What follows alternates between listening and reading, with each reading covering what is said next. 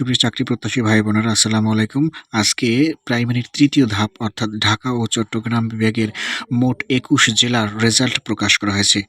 ঢাকা, নারায়ণগঞ্জ, মানিকগঞ্জ, মুন্সিগঞ্জ, নরসিংদী, গাজীপুর, কিশোরগঞ্জ, রাজবাড়ী, শরীয়তপুর, গোপালগঞ্জ, ফরিদপুর, মাদারীপুর, টাঙ্গাইল, চট্টগ্রাম, কক্সবাজার, ফেনী, নোয়াখালী, লক্ষ্মীপুর, কুমিল্লা, চাঁদপুর, ব্রাহ্মণবাড়িয়া এই মোট ২১ জেলার পরীক্ষার্থীর লিখিত পরীক্ষার ফলাফল প্রকাশ করা হয়েছে। সেখানে সর্বমোট ২৩,০৫৭ জনকে মৌখিক পরীক্ষার জন্য নির্বাচিত করা হয়েছে। কক্সবাজার ৬৯৯ জন, ৯০৬ জন হচ্ছে কিশোরগঞ্জের, কুমিল্লার হচ্ছে ২২৪৩ জন, গাজীপুরের হচ্ছে ১,০৫৫ জন, গোপালগঞ্জের হচ্ছে ১৫২০ জন, চট্টগ্রামের ২৯১৮ জন, চাঁদপুরের হচ্ছে ১১৩৫ জন, টাঙ্গাইলের হচ্ছে ২,০৮৫ জন, ঢাকার হচ্ছে ৯২৩ জন, নরসিংদীর ৯৯৩ জন, নারায়ণগঞ্জের ৫৮৩ জন, নোয়াখালীর ১,০৬৬ জন, ফরিদপুরের ১,০৫৩ জন, ফেনীর ৪৫০ জন, ব্রাহ্মণবাড়িয়াতে টিকানো হয়েছে ১,২৬২ জন, মাদারীপুরে টিকানো হয়েছে ৭৬২ জন, মানিকগঞ্জে টিকানো হয়েছে ৮০১ জন। এরপরে মুন্সিগঞ্জ জেলা থেকে টিকানো হয়েছে ৫৩৪ জন, রাজবাড়ী থেকে টিকানো হয়েছে ৩৯৪ জন, লক্ষ্মীপুর থেকে ৮৮৯ জন, শরীয়তপুর থেকে ৭৮৬ জন। এই সর্বমোট ২৩,০৫৭ জনকে মৌখিক পরীক্ষার জন্য নির্বাচিত করা হয়েছে। এই ফলাফলের ভিত্তিতে নির্বাচিত প্রার্থীগণ কেবল মৌখিক পরীক্ষায় অংশগ্রহণ করতে পারবেন। এই ফলাফল সরকারি প্রাথমিক বিদ্যালয়ের রাজস্ব খাতভুক্ত সহকারী শিক্ষক নিয়োগ ২০২৩-এর শূন্যপদে নিয়োগের জন্য কোনো নিশ্চয়তা প্রদান করে না। প্রকাশিত ফলাফলের কোনো পর্যায়ে কোনো প্রকার ভুল, ভ্রান্তি, ত্রুটি, বিচ্যুতি, মুদ্রণজনিত ত্রুটি পরিলক্ষিত হলে তা সংশোধন করার বা প্রয়োজনের মধ্যে সংশ্লিষ্ট ফলাফল বাতিল বা সংশোধন করার এখতিয়ার কর্তৃপক্ষ সংরক্ষণ করে। কোনো প্রার্থী ইচ্ছাকৃত কোনো ভুল তথ্য প্রদান করলে কিংবা কোনো তথ্য গোপন করেছেন মর্মে প্রতীয়মান অথবা প্রমাণিত হলে কর্তৃপক্ষ তার ঘোষিত ফলাফল বাতিল করতে পারবে। প্রার্থীদের লিখিত পরীক্ষার মোট প্রাপ্ত নম্বর, মৌখিক পরীক্ষায় মোট প্রাপ্ত নম্বর ও একাডেমিক সনদের প্রাপ্ত নম্বরের ভিত্তিতে সরকারি প্রাথমিক বিদ্যালয় শিক্ষক নিয়োগ বিধিমালা ২০১৯ অনুসরণপূর্বক শূন্যপদের বিপরীতে নিয়োগের জন্য চূড়ান্তভাবে প্রার্থী নির্বাচিত করা হবে। মৌখিক পরীক্ষার তারিখ, স্থান ও পরবর্তীতে যথাসময়ে প্রার্থীদের জানানো হবে। মৌখিক পরীক্ষার জন্য নির্বাচিত প্রার্থীদের রোল নম্বর ক্রমানুসারে ফলাফল সঙ্গে প্রদত্ত হলো মনীষ চাকমা, পরিচালক, যুগ্ম সচিব, পলিসি অপারেশন বিভাগ। তো প্রিয় বন্ধুরা, এই ছিল হচ্ছে তৃতীয় ধাপের যে প্রাইমারিতে যারা পরীক্ষা দিয়েছেন তাদের হচ্ছে রেজাল্ট। আর নিচে অবশ্য এখানে দেওয়া রয়েছে যে বিভাগ ওয়াইজ, জেলা ওয়াইজ যে পরীক্ষার্থীরা ছিলেন টিকানো হয়েছে তাদের রোল নম্বর সহ এখানে দেয়া রয়েছে। আপনারা এগুলো অবশ্য বিভিন্ন ওয়েবসাইটে পেয়ে যাবেন এবং ফেসবুক অ্যাপ যারা চালান, বিশেষ করে যারা ফেসবুক চালান তাদের নিশ্চয়ই প্রাইমারিতে যারা পরীক্ষা দিয়েছেন এরকমের বিভিন্ন চাকরিভিত্তিক বিভিন্ন গ্রুপ রয়েছে, সেখানে আপনারা আপলোড করা পাবেন। অথবা আপনারা যদি বিদ্যাবাড়ির পেজে লাইক দিয়ে থাকে তাহলে সেখানেও আপনারা এই সংবাদটি এখানে পেয়ে যাবেন। তো যারা এতক্ষণ আমার ভিডিওটি দেখেছেন তাদেরকে সবাইকে অনেক অনেক ধন্যবাদ জানাচ্ছি। আর যারা এই পরীক্ষায় টিকলেন তাদেরকেও অনেক অনেক অভিনন্দন এবং শুভেচ্ছা। পরবর্তীতে আপনাদের মৌখিক পরীক্ষার জন্য পরবর্তী সময়ে আপনাদের সেই স্থান এবং প্রদত্ত রোল নম্বর অনুসারে আপনাদের সবাইকে ডাকা হবে। সেখানে আপনারা অরিজিনাল যে কাগজপত্র, একাডেমিক সার্টিফিকেট সেগুলো নিয়ে যাবেন। সুন্দর পরিপাটি হয়ে নিজের ব্যক্তিত্ব সম্পন্ন পরিপাটি পোশাক সুন্দর সুস্থির হয়ে যাবেন এবং যেসব প্রশ্ন আপনাদের করা হবে ইন্টারভিউতে সেগুলো সঠিক এবং শুদ্ধভাবে দেওয়ার চেষ্টা করবেন। তাহলেই আপনার এই কাঙ্ক্ষিত চাকরিটি কিন্তু আপনি পেতে পারেন।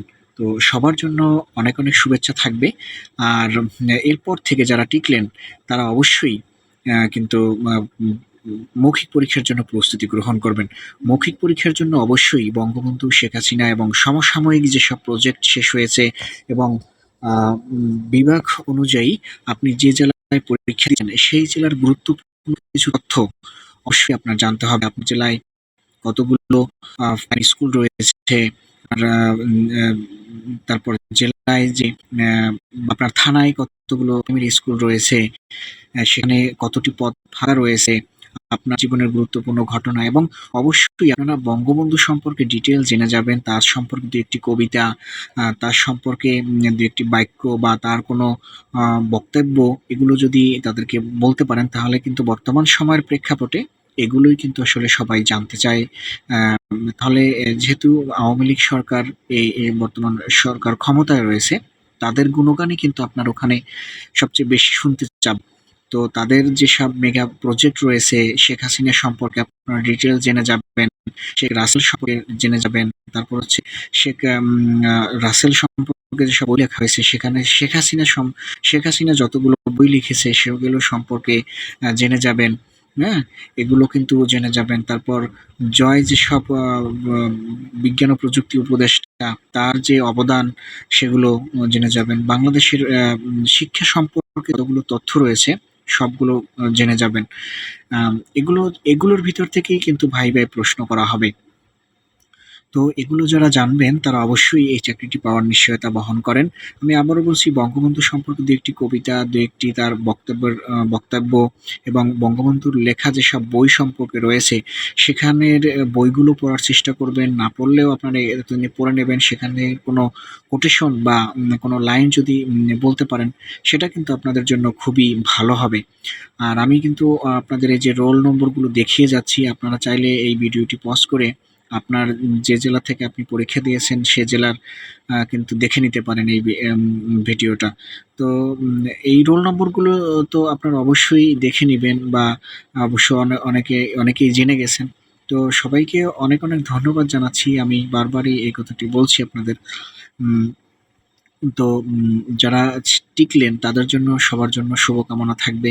আপনারা পরবর্তীতে যখন ইন্টারভিউতে আপনাদেরকে কার্ড আসবে বা এসএমএস আসবে, যথাসময়ে আপনারা উপস্থিত হবেন এবং ভালো করে ইন্টারভিউয়ের জন্য পড়ে যাবেন।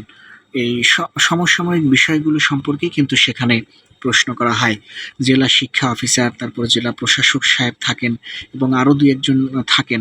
তারা কিন্তু খুবই বিচক্ষণ ব্যক্তি, জ্ঞানী ব্যক্তি। তারা কিন্তু আপনাকে দেখলেই বুঝতে পারে যে আপনি আসলে কেমন ক্যান্ডিডেট। তারপরও অনেক সময় আপনি ঘাবড়িয়ে যাওয়ার কোনো দরকার নাই। আপনি সুন্দর করে তাদের প্রশ্নের অ্যান্সারটি দিবেন। যদি কোনো প্রশ্নের উত্তর করতে না পারেন তাহলে অবশ্যই আপনি সেটিকে বলবেন যে, "এই মুহূর্তে আমি বলতে পারছি না" বা "এই প্রশ্নের উত্তরটি আমার জানা নেই।" কিন্তু সেখানে তাদেরকে চ্যালেঞ্জ করবেন না বা তাদের কথার আম অবাধ্য কেউ হবেন না। তাহলে কিন্তু আপনার যে কাঙ্ক্ষিত যে স্বপ্ন সেটি কিন্তু পূরণ নাও হতে পারে। তো সবাইকেই আমি বলব যে যারা পরীক্ষা দিয়েছেন, যারা টিকলেন তারা অবশ্যই ভালোভাবে মৌখিক পরীক্ষার জন্য প্রস্তুতি নেন, যাতে করে আপনার এই অধরা স্বপ্নটি বাস্তবে রূপ নিতে পারে। আপনার একটি সরকারি চাকরি কিন্তু আপনার জীবনের মোড় ঘুরিয়ে দেবে। কারণ হচ্ছে যে আপনি সম্মানিত হবেন, সারা জীবন সম্মান পাবেন, আর্থিকভাবে সচ্ছল হবেন এবং পরিবার এখানে কিন্তু একটি বিরাট সম্মানের জায়গা অর্জন করবে। তো অবশ্যই আপনি আপনার সর্বোচ্চটা দেয়ার চেষ্টা করবেন। সর্বোচ্চটা আ দিয়ে যাতে করে আপনি এই সোনার হরিণটি পেতে পারেন, সেই শুভকামনা থাকবে। হয়তো সবাই চাকরি পাবেন না তাই বলে যে ভেঙে পড়বেন তা না। এটি হয়তো আপনার নাও হতে পারে, কিন্তু এটি না হলেই যে আপনার জীবন শেষ, বিষয়টি কিন্তু এমন নয়।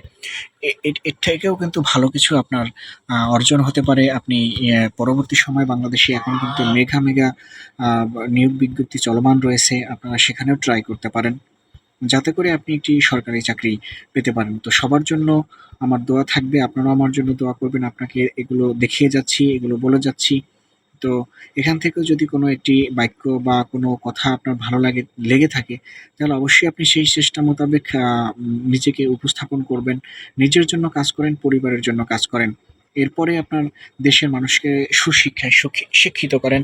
বর্তমান সময়ের প্রজন্মগুলো আসলে একটু উচ্ছন্নে গেছে। তো প্রাইমারি হচ্ছে মূল ভিত্তি। সেখান থেকে এখানে যদি আপনি আপনার সর্বোচ্চটা ছেলেমেয়েদেরকে দিতে পারেন, ছোট, ছোট শিশুদেরকে আদব কায়দা শিখাতে পারেন, তাদেরকে ইসলামের পথে আনতে পারেন।